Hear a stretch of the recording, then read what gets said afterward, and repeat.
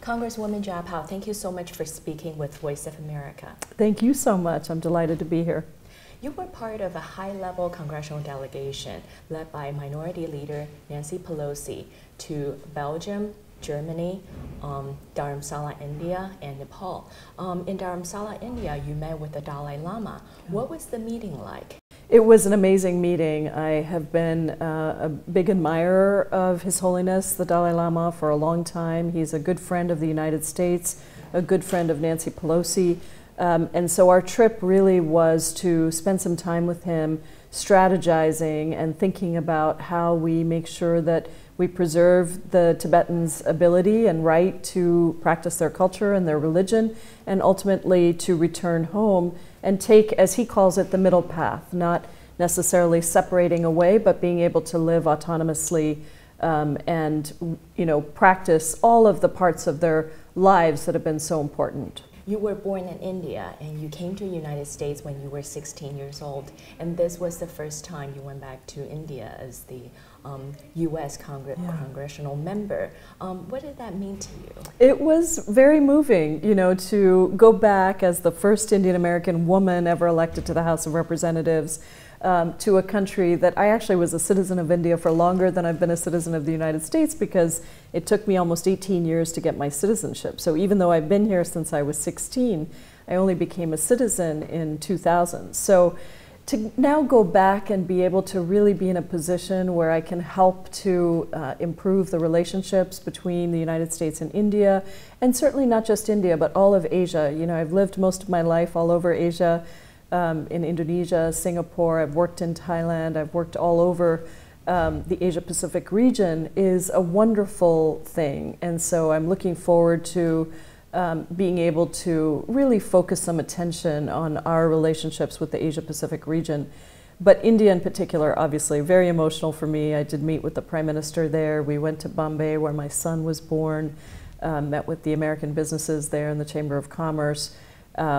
And I've always been so proud of India for our ability to, have birthed some of the major religions of the world and have them live harmoniously, for our generosity with the Tibetans and the Dalai Lama, allowing the government in exile to be there, but also for our tremendous history, innovation. You look at some of the early cultures in India, the infrastructure that they built in the villages was remarkable. Now, we have a lot of challenges in India with poverty and many other things, but I do believe that it is a rich culture.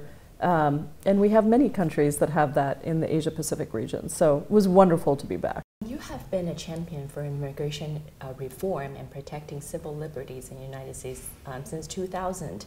And you sit on the subcommittee on immigration and border security. You're also a strong critic of President Trump's immigration policy.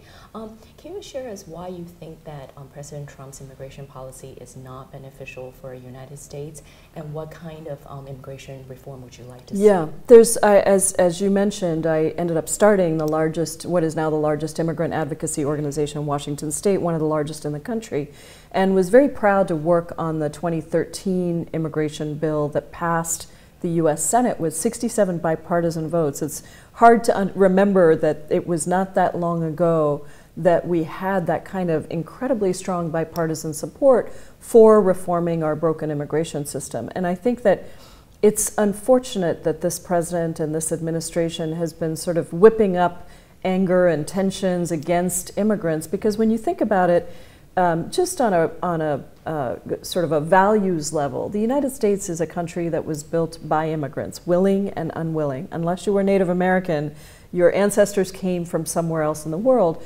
Chinese laborers built the railroads in the Pacific Northwest.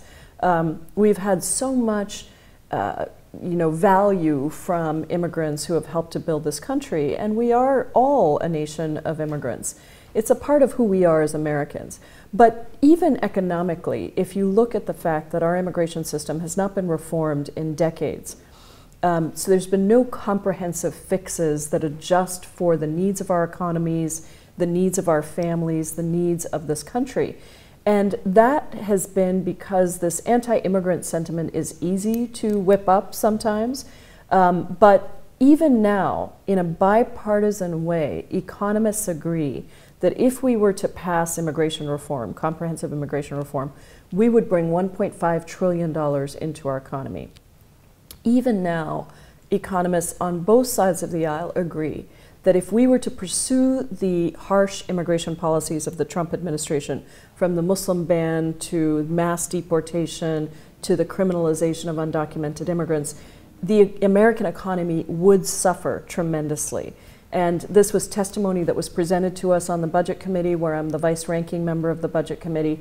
Economists from the majority side, former a very highly placed economist in Republican administrations, said that this would be a disaster for the country if we were to pursue these policies. So yes, I've been a big critic of the Trump administration, not only on the Muslim ban, but also on all of these immigration policies that are cracking down on undocumented immigration, but also on legal immigration, and really putting a different character to who immigrants are. And I am very unhappy with that. I think that it's an enormous disservice to the values of this country, to the Statue of Liberty, and to the history of who we are. Immigration has never been just about immigration.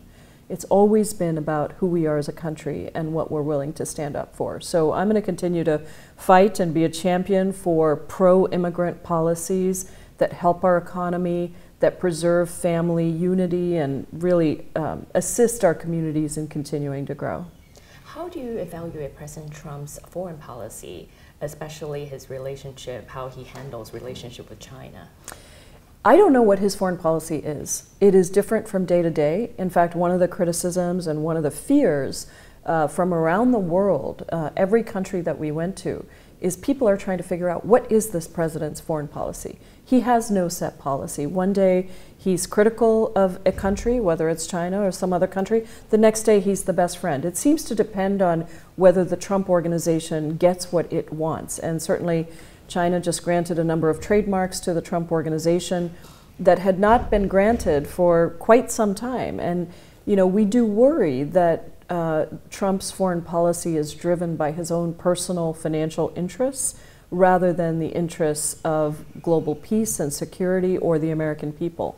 So this is a big concern to us. He controls now the potential of the United States going to war.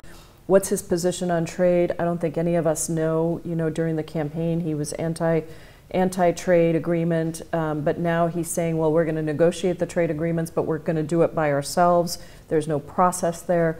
And so I think it's a deep concern. His proposed cuts to the State Department are extremely bad news for our diplomatic relations around the world. 30% cut to the State Department.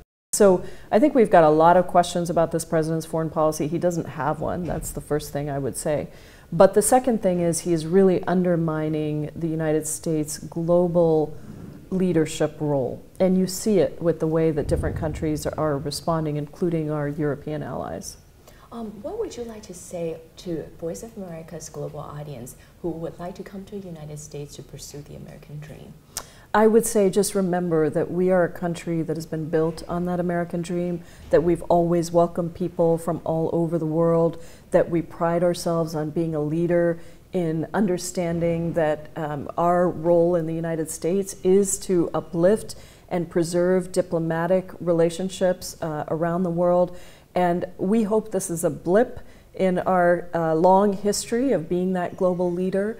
We understand that there are concerns around the world, but I will tell you that the American people still value our relationships with the rest of the world. We still value those who want to come to the United States and see what we've done. We're still proud of who we are as a country. And so that's the message I would send out, is that we have lots of people here who would welcome all those who want to come to the United States and be a part of building this truly tremendous democracy. Thank you so much, Congresswoman Jayapal, for your time. Thank you.